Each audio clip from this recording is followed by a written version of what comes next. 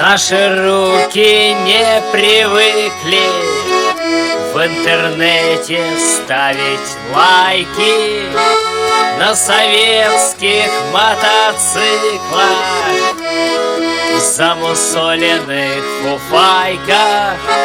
Мчимся по ночной дороге меж полей из ржи и гречки, где мерцает одинокий